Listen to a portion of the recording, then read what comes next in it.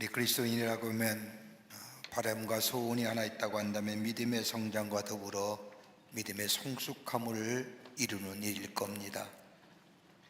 믿음의 성장과 더불어 성숙함을 가져오는 것은 다른 어떤 것에 있는 것이 아니라 하나님의 말씀을 믿게 될 때에 시작이 됩니다. 창세기에 나오는 1장 1절의 말씀인 하나님이 태초에 천지를 창조하시니라고 하는 말씀을 믿게 될 때에 그 다음의 말씀들이 믿어지고 이해가 됩니다. 그리고 요한계시록의 마지막 말씀인 세상 끝날까지 너희와 함께 있으리라고 하는 말씀이 우리 안에 확신으로 다가오게 됩니다. 그러기에 하나님의 말씀을 믿는 것으로부터 시작이 됩니다. 전부 믿게 될 때에 성경의 이해가 되고 그 말씀이 나에게 하신 말씀이 됩니다. 그런데 이 말씀은 당시 시대적인 상황으로, 이 말씀은 기술적으로 또는 과학적으로 이성적으로 이렇게 빼고 뒤틀어 버리면 하나님의 말씀이 받아들이기도 쉽지 않고 믿어지지가 않습니다. 그러면 거기에는 아무런 역사가 일어나지 않는 것이요, 말씀의 생명력을 잊어버리게 됩니다. 올더 브루그만이라고 하는 구약신학학자가 예일대학에서 라이먼 비치라고 하는 강좌에서 유명한 말을 합니다. 현대인들은 하나님의 뜻이나 하나님의 말씀을 자꾸만 생채기내어 축소시키려는 병이 있다고 이야기합니다.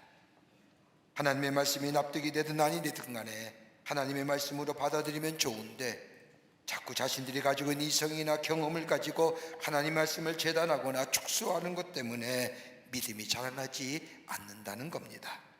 그러면서 브루그만은 말하기를 현대인들은 기술적이고 과학적인 사고방식으로 인하여 삶과 신앙의 신비로움을 훼손하고 있다는 겁니다. 여러분, 세상에는 얼마나 신비롭고 경이한 일들이 참으로 많지 않습니까? 우리의 인간의 이성과 경험으로 해석이 안 되는 일들이 얼마나 많은데 이것을 호기심이란 이유로 과학과 기술과 그리고 이성이라는 것을 가지고 건드려 봅니다. 그럴 때에 삶과 신앙의 신비로움이 잊어버리게 된다는 겁니다. 또 하나 또 한다면 신뢰의 문제라는 겁니다. 삶에서 신비로움과 더불어 그리고 신앙의 신비로움이 훼손되는 것은 신뢰가 문제가 된다는 겁니다. 여러분, 믿는다는 것은 아무런 조건 없이 없는 것이 믿는다는 겁니다. 믿는 것은 조건과 여건이 충족되어서 믿는다는 것은 만약 여건과 조건에 맞지 않는다면 믿지 않는다는 것과 같은 말입니다. 이런 믿음은 참된 믿음의 모습이 아닙니다. 여러분, 한번 생각해 보십시오. 우리가 믿고 신뢰한다고 할 때에 여러분, 그 내용을 다 알고 믿고 신뢰하십니까? 아닐 겁니다. 여러분, 우리가 식사할 때에 이 음식을 먹으면 내가 영양가가 될 것이다 라고 따지면서 이 한 조각은 얼마나의 칼로리, 이거 한 조각은 얼마나의 칼로리, 이렇게 따지며 먹는 사람 가끔 있다고 합니다만은 아마 없을 겁니다. 그냥 먹는 겁니다.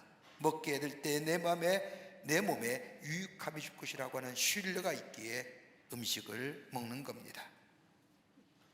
여러분, 신뢰라고 하는 것은 과학적인 지식이나 우리의 경험에 근거한 것이 아닙니다. 신뢰해야 확신할 수 있는 겁니다. 그런데 사람들은 신뢰의 확성을 가지기 위해서 무단히 애를 씁니다. 매번 무언가를 확실하게 밝혀내기 위해서 심지어는 조사위원회, 특별위원회 같은 것을 만들어 신뢰의 확실성을 구하지만은 여러분, 가만히 보십시오. 이런 것들을 통해서 확실하게 밝혀진 것 아무것도 없습니다. 여러분, 믿는다는 것은 그저 믿는 겁니다. 신뢰라는 것은 그저 수용하는 겁니다. 받아들일 때 믿음이 생기고 신뢰가 생기는 겁니다. 그럴 때 우리의 삶에 신앙의 신비로움을 경험하게 됩니다.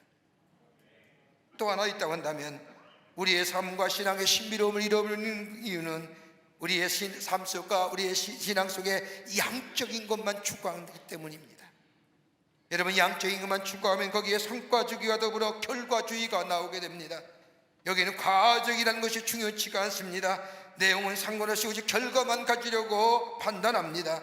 통계 숫자로만 파악하려고 합니다. 여기에 인간의 가치가 무너지고 인간의 의미가 사라지기 때문에 삶의 신앙의 불신앙과 더불어 불행함이 찾아옵니다.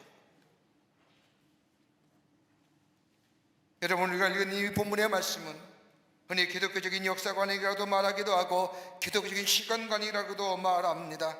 그리스도인이 가지는 시간관이 무엇인가, 그리스도인들이 가지고 있는 역사관이 어떤 것인가에 대해서 바울은 이야기합니다. 그 가운데 오늘 우리에게 눈길을 끄는, 주목되는 한 말씀이 있는데, 그 말씀은 로마서 13장 11절의 말씀입니다. 이 시기를 알거니와. 여기서 시기라고 하는 것은 시간을 얘기하는데, 그냥 흘러가는 시간이 아니라 주어진 지금의 시간을, 의미를 바로 알라는 겁니다. 지금 시간의 의미를 알고 사는 사람이 기독교적인 시간관을 가진 사람이요, 그리고 기독교적인 세계관을 가지고 사는 인생이요, 이러한 인생이 있게 될 때에 낙관적이며 더 나아가 종말론적인 삶을 살아갑니다. 그리고 이 삶에는 쉽게 나들하지, 좌절하지 않습니다. 쉽게 낙심하지 않습니다.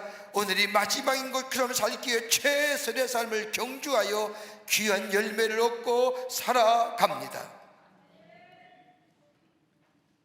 오늘 읽은 본문의 말씀은 사도 바울이 한 번도 만나본 적이 없는 로마에 있는 그리스도인들에게 간절한 마음을 담아 쓴 로마 교회를 향한 편지, 서신의 형식을 갖춘 하나님의 말씀입니다. 당시의 일은 모든 길은 로마로 통한다는 말처럼 정치, 경제, 문화, 그리고 군사와 교통의 중심지였던 로마, 모든 세계의 중심에 서 있던 로마, 그러기에 세계의 모든 종교들이 유입되어 종교의 다원주의와 더불어 향락주의가 만연했을 뿐만 아니라 다신 숭배와 더불어 황제 숭배, 그리고 개인의 부활을 믿는 신비로운 종교들이 그 로마에 있었습니다. 그때에 그리스도인으로 살아간다는 것이 그렇게 쉬운 일은 아니었던 그때에, 어떤 역사가들은 로마를 가리켜 죄악의 도성이라고 이름을 붙일 정도로 비참과 더불어 어둠과 범죄가 성행했던 그때, 더 나아가 예수 믿는다는 이유 때문에 박해받고 핍박이 심했던 그 당시에 그리스도인을 향하여 바울은 오늘 본문 말씀에 너희가 시기를 알라라고 얘기하며, 시기를 안다고 한다면, 생각한다고 한다면 너희가 예수 그리스도의 옷으로 갈아입으라고 오늘 본문의 말씀에서 권면하고 있습니다. 여러분, 지금 우리가 살고 있는 시대가 어떤 시대입니까? 우리 얘기한 것처럼 시대 공감, 시대 정신이라고 얘기하면서 이 시대에 대하여 여러 가지로 얘기합니다만은, 여러분, 지금의 시대는 어떤 시대입니까? 절대성을 부정하는 시대입니다. 그렇게 기독교가 도전받는 거예요. 기독교는 예수 그리스도가 구원의 주요, 하나님이 창조되신 것, 이거 불면의 진리 아닙니까? 절대적인 건데, 지금의 시대에 이것을 부정하려고 하는 이 상대적인 것 때문에 기독교가 어려운 거예요. 예수 믿기가 쉽지 않은 거예요. 더 나아가 물질중심과 향락주의가 만연된 시대, 더 나아가 이단 사자가 더불어 인간의 존엄성이 무너지고 파괴되어져 가는 지금의 시대, 이런 시대에 우리가 어떻게 하면 우리의 믿음의 삶을 견고하게 하며 예수 그리스도의 온전한 제자의 삶으로 살아갈 수 있을까요? 복음의 진리 안에서 확고한 구원관을 가지고 복음에 합당한 생활이 어떤 것인지, 저 바울이 로마서 12장 2절에 말한 것처럼 너희는 이 세대를 본받지 말고 오직 마음을 새롭게 함으로 변화를 받아 하나님이 선하시고 기뻐하시고 온전한 뜻이 무엇인지를 분별하라고 권면한 것처럼, 하나님의 선하시고 기뻐하시고 온전한 뜻을 이룰 뿐만 아니라 이 시대를 본받지 아니하고 이 시대의 흐름에 따라가지 않는 삶, 하나님의 사람으로, 구별된 사람으로 살아갈 수 있는 길이 어디 있을까요? 오늘 본문의 말씀은 저 로마 교회를 향하여 2000년 전에 바울이 한 말씀이지만 오늘 이 시대를 사는 우리에게도 하시는 말씀인 줄 믿습니다. 어떻게 해야 될까요? 함께 말씀을 나누며 은혜 받기를 원합니다. 첫째는 구원의 때가 가까이 왔음을 생각하라는 거예요. 여기 오늘 보면 12절의 말씀을 보면 밤이 깊고 낮이 가까이 왔다고 얘기합니다. 밤이 깊었다는 겁니다. 깊은 밤으로 치닫고 있다는 겁니다.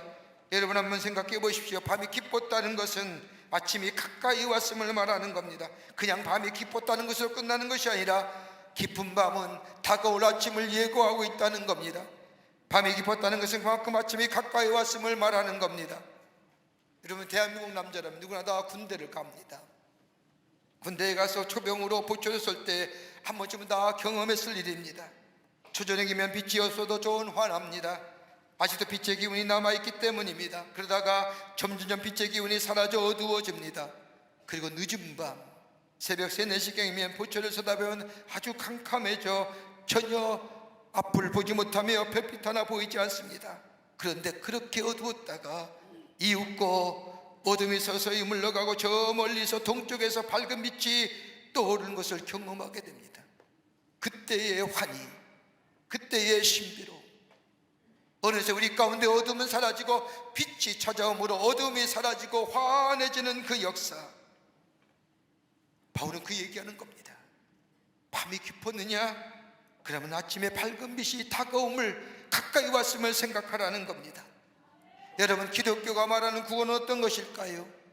구원은 우리의 영혼만 구원받는 걸까요? 아닙니다. 기독교의 구원은 전인적인 구원입니다. 예수님께서 우리의 죄를 위하여 십자가에 달려 죽으신 것을 받아들이고 믿게 될 때에 우리에게 구원이 임하게 됩니다. 이것을 가리켜서 신학적인 용어로称义함을 얻었다는 겁니다. 우리를 의롭다 여기시는 겁니다. 십자가에 나타난 하나님의 사랑을 우리가 수용하게 될 때에 하나님 우리를 의롭다 하십니다. 이 의롭다함에는 우리의 영혼만 구원받는 것이 아니라 우리의 육체의 더러움에서 구원을 받습니다. 우리의 마음이 세상적인 가치관과 세계관에 꽉 차여 살던 우리가 다른 사람이 하던 대로 그대로 똑같이 이는 이 눈은 눈으로 갚았던 우리의 세계관과 우리의 가치관이 예수 그리스도의 사람 되어 우리가 변화받을 때에 하나님 나라의 가치관과 하나님 나라의 세계관으로 바꾸어 변화된 삶을 살아갑니다. 더 나아가 우리의 영혼이 죄로 얼룩지고 더러워졌던 것들, 하나님의 형상대로 지음받았지만 죄로 말미암아 내 안에 하나님의 형상이 파괴되어질 때에, 내 안에 거룩함이나 의로움이나 선함이 파괴되었을 때에 예수를 믿게 되면 예수 그리스도의 십자가로 우리의 삶 속에 새로운 회복의 역사를 경험하게 되는데, 본래의 하나님이 우리를 창조하신 것처럼 우리 안에 선하심과 거룩하심과 의로움이 회복되는 역사, 이게 구원받은 자의 모습입니다. 이것으로 끝나는 것이 아니라 예수님이 이 땅에 오실 때, 아니 우리의 육체의 생명이 다하는 날 저 하나님 앞에 섰을 때에 우리의 삶은 영원로운 존재로 새롭게 거듭나고 변화되는 존재, 이게 바로 구원받았다는 겁니다. 그런데 오늘 본문 말씀의 11절의 말씀을 보십시오. 너희가 이 시기를 알거니와. 이 시기가 무엇일까요? 다름 아니라 하나님의 심판의 때, 쉽게 얘기하자면 우리의 육체의 생명이 닿아서 저 하나님 앞에 설 그때, 또 하나 있다고 한다면 주님이 우리에게 약속하신 것처럼 예수님이 다시 이 땅에 오시는 재림의 때, 그때를 너희가 알거니와 생각하거니. 여러분, 여기서 말하는 시기와 때라는 것은 헬라어로 카이로스를 말합니다. 때라고 할 때에는 두 가지의 시간적 개념이 있는데, 하나는 크로노스요, 또 하나는 카이로스의 구분입니다. 여러분, 크로노스는 일반적인 시간입니다. 누구에게나 다 주어진 시간입니다. 여러분, 옛날에 고급 시계를 보면 시계라고 그러지 아니하고 뭐라고 했느냐? 크로노스미터라고 얘기합니다. 시계 재는 것, 흘러가는 것에 대한 재는 미터. 공통적으로 모든 사람에게 주어진 시간을 가리켜 크로노스의 시간입니다. 그러나 오늘 본문에서 말하는 이 시기와 때는 그런 모든 사람에게 주어진 시간의 때가 아니라 나의 시간, 나에게 주어진 시간입니다. 모든 사람에게 공통적으로 주어진 시간이 아니라 나에게 주어진 시간. 여러분, 이 카이로스라고 하는 이 시기와 때라고 하는 것은 몇 가지 특징적 요소가 있습니다. 하나는 뭐냐? 정해진 시간이라고 하는 겁니다. 움직일 수 없는 시간입니다. 나에게만 주어진 시간을 말하는 겁니다. 하나님께서 나에게 시간의 경계를 이만큼 허락해 주셨습니다. 여기까지 나의 목입니다. 내가 더 늘릴 수도 없고 그렇다고 달라고 해서 주어지는 것이 아닙니다. 이렇게 얘기하면 굉장히 어렵게 듣는데 쉽게 얘기할게요. 우리 다 같이 이 시대를 삽니다. 근데 어떤 사람은 일찍 돌아가세요. 근데 나는 아직 살아있어요. 그 시간 얘기하는 거예요. 정해진 시간. 이건 늘릴 수도 없는 거예요. 더 달라고 요구해도 주어지는 게 아니에요. 시간에 대한 질적인 이해를 얘기하는 겁니다. 여러분, 적어도 인생에 성공하려고 하면 흔히들 얘기하지 않습니까? 자본이 있어야 되고, 지식이 있어야 되고, 경험이 있어야 되고, 노력이 있어야 된다고 얘기합니다.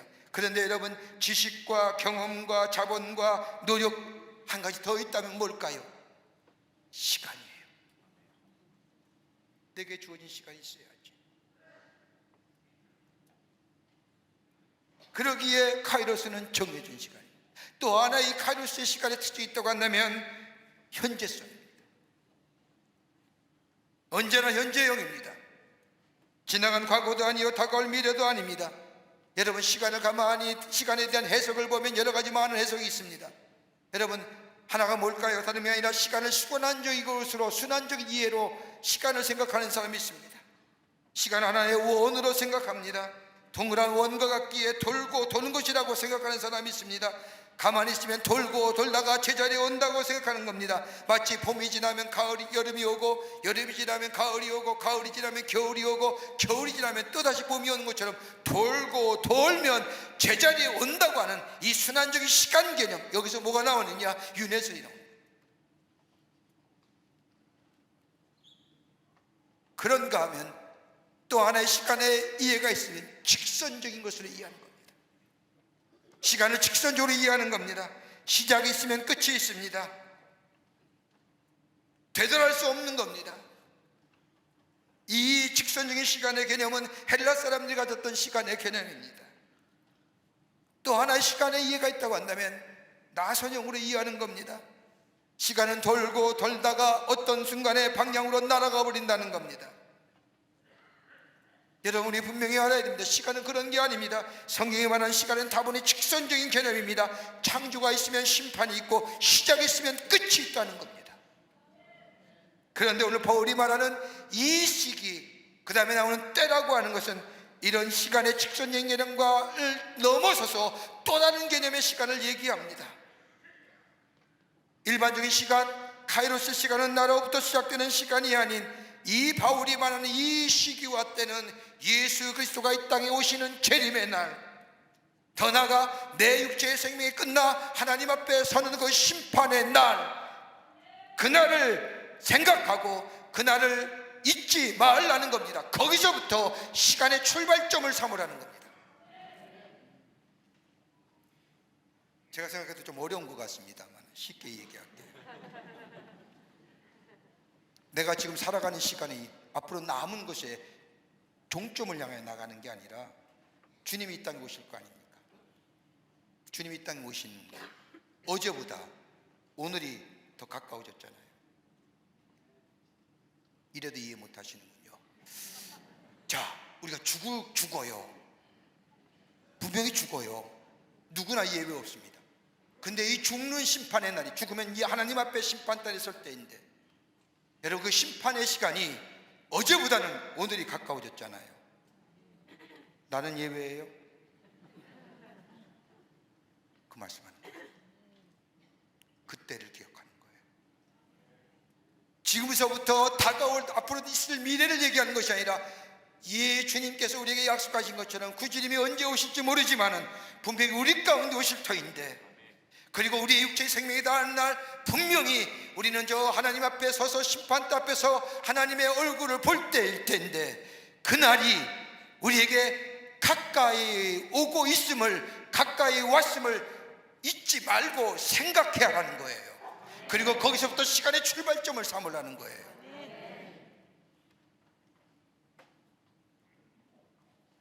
나 중심으로 생각하는 것이 아니라 그리스도 중심으로 생각하는 겁니다. 구원의 때가 가까이 왔다고 말하는 겁니다. 구원의 때는 하나님의 심판의 때요, 더 나아가 인간의 마지막 때입니다. 여러분, 이것이 그리스도인의 역사인식입니다. 세상은 언제나 나 중심의 시간으로 얘기하지만 그리스도인의 역사와 시간과는 하나님 중심, 예수 그리스도가 이 땅에 오시는 날, 우리가 저 하나님 앞에 심판대에 설 때 이것을 가지고 종말론적인 시간 개념, 종말론적인 인식이라는 거예요. 그리고 하나님의 음성을 듣고 하나님의 심판을 보는 겁니다. 궁극적인 구원날이 가까이 왔음을 보고 사는 삶입니다. 그러기에 지금 이 시간이 얼마나 중요한 성이요, 얼마나 영혼성의 성이요, 얼마나 질적으로 갇힌 시간이지. 여기에 최선을 다해서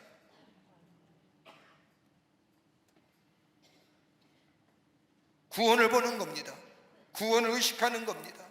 심판만 있는 것이 아니라 심판 뒤에 다가올 아침을 보는 것이 바로 그리스도인의 역사의식입니다. 그러기에 깨어 있어야 된다는 겁니다.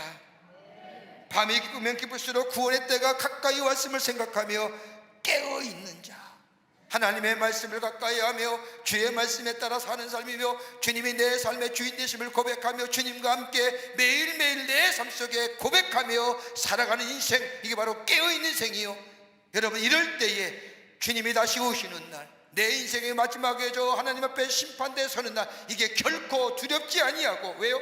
빛이 내 안에 새롭게 임하실 것임을 믿기 때문에 두려움하지 않는 하나님의 백성의 삶으로 살아갈 수 있다는 겁니다. 주님 오시는 것이 두렵습니까? 하나님 앞에 가는 것이 두렵습니까? 두려움은 문제 있는 겁니다. 두렵지요. 그러나 내가 깨어서 하나님의 음성을 들으며 주의 말씀에 따라 사는 삶, 그리고 내 삶 속에 주의 귀한 분깃에 맞게 최선의 삶을 경주하는 삶에 주님 오실 때 기쁨으로 맞이할 수 있는 것이고, 주님의 심판 때 할 때 기쁨으로 부르실 때 나아갈 수 있는 인생,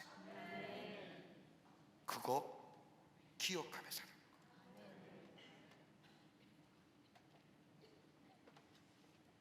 둘째로는 어둠의 일을 벗어버리라는 겁니다.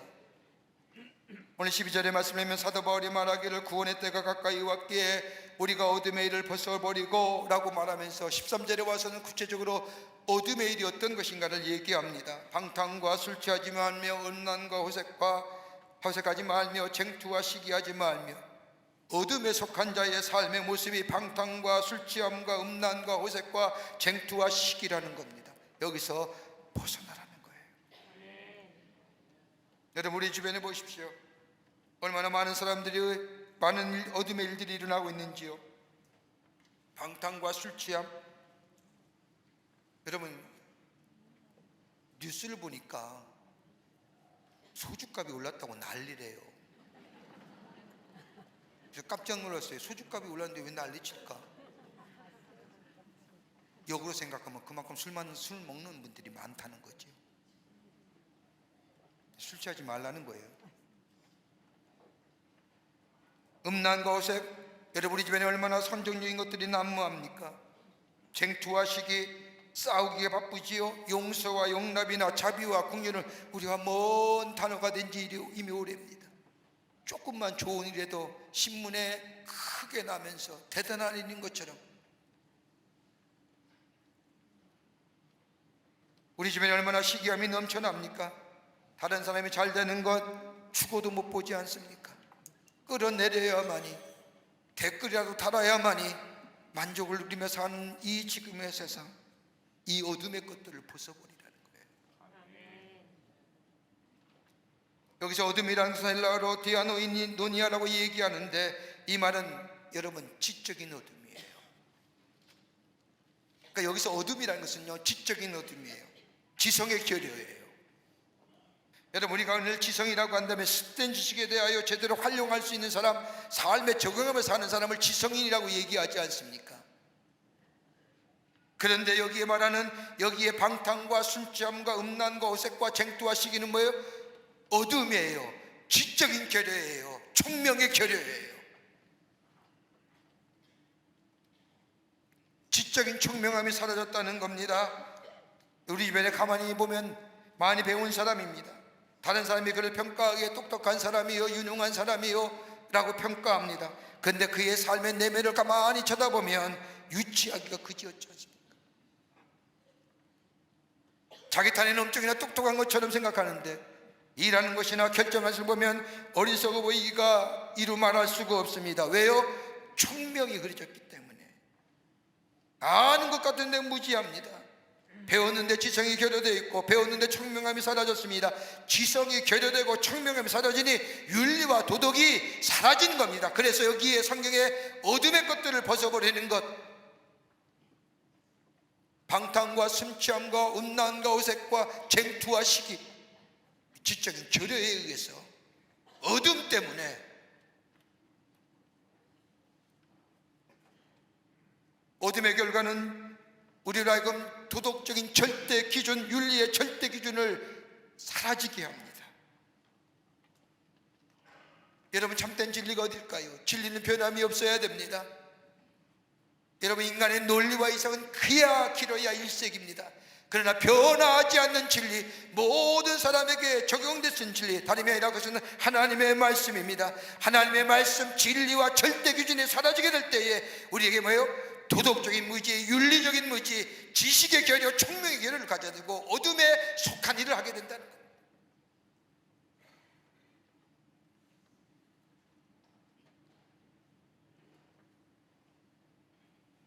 얼마 전에 미국의 유력 잡지에서 여태까지 미국의 재임한 대통령들이 거짓말을 얼마나 했는지 조사 연구했답니다. 별난 것도 다 하죠.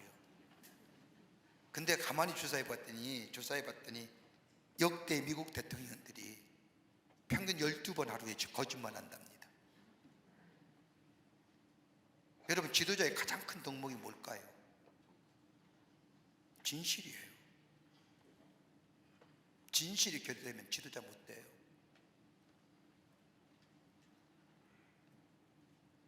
우리의 신앙의 모습도 마찬가지일 겁니다. 하나님을 향한 절대적인 신앙의 모습들, 하나님이 우리의 창조 되시며 우리의 인도자 되시며 우리를 불러주신 것은 하나님이 우리를 통하여 하시고자 하는 있음을 믿는 하나님을 향한 절대 신앙과 더불어 우리의 구원은 다른 이름을 우리에게 주신 이의 없는 오직 예수만이 우리의 구원의 주임을 고백하며, 그리고 우리에게 주신 이 구원의 놀라운 감격 속에 구원의 완성을 향하여 나아가는 사람, 절대 양보할 수 없는 이 진리를 소유한 삶이 바로 그리스도인의 삶인 줄 믿습니다. 이거 있으면요, 어둠 벗어버려요. 그러기에 바울은 로마서 8장 26절의 말씀에 성령도 우리의 연약함을 도우시나니 우리가 마땅히 빌 바를 알지 못하나 오직 성령의 말하서는 탄식으로 우리를 위하여 친히 간구하시는 것처럼 예수 그리스도를 구원의 주로 받아들이고 성령이 내 안에 계시어 성령께서 내 삶을 이끌어 가실 때에 옳고 그름을 분별하실 뿐만 아니라 무엇이 거지고 무엇이 참이고 내가 가야 할 길이 있고 가지 말아야 할 길이 있고 할 말이 있고 하지 말아야 할 것을 우리에게 성령께서 가르쳐 주실 때, 그 성령의 인도함 하실 때에 우리는 이 무지에서 벗어나 어둠의 것을 벗어나는, 그리고 하나님의 사람으로 주의 귀한 사명을 감당하며 내 자리에서 하나님의 하나님 되심을 높이는 복된 삶. 그럴 때에 주님이 다시 오실 때나 내가 주님 앞에 설 때를 결코 두려워하지 아니하고 기쁨으로 맞이할 수 있는 하나님의 백성의 삶으로 살아가게 될 줄 믿습니다. 이거 벗어버리자고요. 끝으로 예수 그리스도의 옷으로 갈아입으라는 겁니다. 사도 바울은 한 발자국 더 나아가 어두움을 벗어버릴 뿐만 아니라 너희가 예수 그리스도의 옷으로 갈아입으라는 겁니다. 12절 말씀에 보면 우리가 어둠의 일을 벗고 빛의 갑옷을 입자, 그러면서 빛의 갑옷은 어떤 것이냐? 14절 말씀에 예수 그리스도의 옷으로 갈아입으라고 말합니다. 여러분, 예수 그리스도의 옷이 무엇일까요? 창세기에 나타난 인간의 창조를 보면 하나님은 당신의 형상대로 흙으로 빚으시고 형상대로 빚으셔서 그 안에 생기를 불어넣으심으로 하나님의 거룩한 영인 르하우가 그곳에 들어감으로 하나님의 피조물 된 인간이 창조됩니다. 하나님의 형상대로 지음받은 인간에는 하나님이 가졌던 성품들이 그것이 바로 의로움과 거룩함과 진리가 그 가운데 있었습니다. 그런데 죄로 말미암아 하나님의 속성인 의와 거룩함과 진리가 사라졌습니다. 그러나 예수 그리스도가 우리의 죄를 위하여 십자가에 달려 돌아가심으로, 그리고 우리의 죄가 사하심을 우리가 믿게 될 때에, 그 십자가의 은혜를 우리가 받아들이게 될 때에 우리 안에 하나님의 형상이 회복될 뿐만 아니라 내 안에 잊어버렸던, 파괴되었던 하나님의 의와 거룩함과 진리가 회복됩니다. 그래서 바울은 에베소 4장 23절 말씀에 오직 심령이 새롭게 되어 하나님을 따라 의와 진리의 거룩함으로 지으심 받은 새 사람을 입으라 라고 말하는 이유가 여기에 있는 겁니다. 새롭게 된 사람은 내 안에 거룩함이 있습니다. 내 안에 진리와 의로움이 있습니다.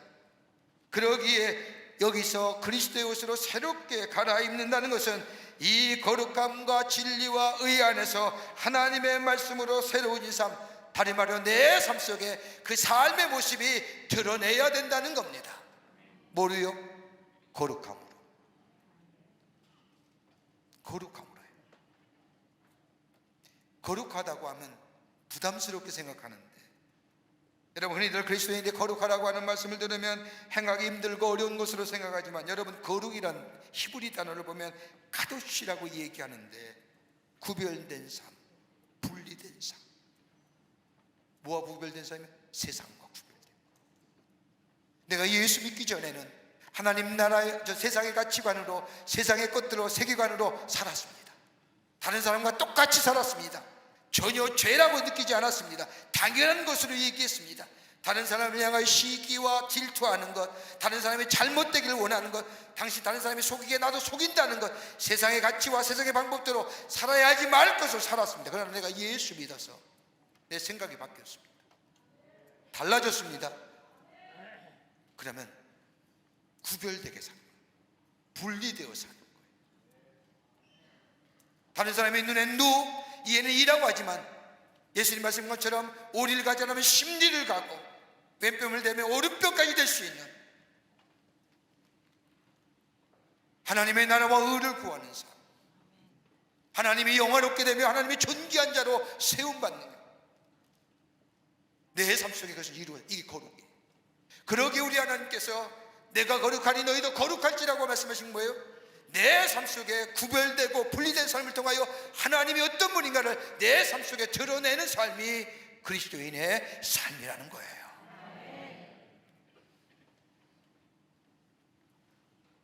다른 사람이 되는, 바울이 고백한 것처럼 이전 것은 지나갔으니 보라 새 것이 되었도다. 뭐로요? 거룩함으로, 구별된 삶으로. 어디에서요? 바울은 베드로전서 1장 15절 말씀에 오직 너희를 부르신 거룩한 자처럼 모든 행실에 거룩한 자가 되라. 모든 행실에.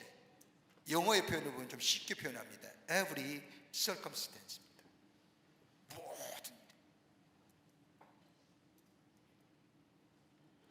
모든 행동에서 하나님의 거룩하심이 드러내야 됩니다. 이걸 가리켜서 일상의 거룩함. 그럴 때에 우리의 삶의 마지막 때를 사는, 하나님 나라의 시간을 사는 하나님의 백성의 삶으로 살아갈 수 있다는 겁니다. 사랑하는 성도 여러분, 역사는 돌고 도는 거 아닙니다. 시간도 돌고 도는 거 아닙니다. 그대로 서 있으면 돌고 돌아서 제자리에 떠나는 것이 절대 아닙니다. 역사는 직선성이 있습니다. 심판을 향해 치닫고 있습니다. 이게 하나님의 창조요 섭리요 구원입니다. 그리고 주님이 우리 가운데 오실 날이 점점 가까워집니다. 어제보다 오늘보다 내일이 더 가까워지는 겁니다. 아니, 내 육체의 생명이 닿은 날, 주님을 보지 못한다 할지라도 하나님 앞에 다가가기 좀 가까운 겁니다. 그렇다면 우리 어둠의 일을 벗어버려야 됩니다. 빛의 옷, 예수 그리스도 옷으로 갈아입어야 됩니다. 내 안에 구별되고 분리된 삶을 살아가는, 그럴 때에 주님이 오실 때에 기쁨으로 맞이하는, 지혜롭고 슬기로운 다섯 처녀처럼 주님을 기쁘게 맞이하여 주님과 함께 귀한 축복을 누리며 약속의 성취를 누리는 하나님의 백성의 삶으로 살아갈 줄 믿습니다. 이 믿음으로 힘차게 걸어가시는 여러분과 저와 되시기를 주의 이름으로 축원합니다. 하나님 감사합니다. 저희들 사랑해 주셔서 하나님의 백성 삼으심에 감사합니다. 하나님의 사람을 세우셨는데 이제 어둠의 일을 벗어버리게 하시고 주님이 우리 가운데 가까이 오고 계심을 우리가 생각하며 어둠을 벗어버리고 그리스도 옷으로 갈아입고 주님을 드높이며 거룩한 자의 삶으로 살아가 주님을 맞이할 때 기쁨으로 맞이하는, 그리고 하나님의 약속의 성취를 누리며 사는 저희들이 되게 하여 주시옵소서. 도우실 줄 믿으며 예수님의 이름으로 기도하옵나이다.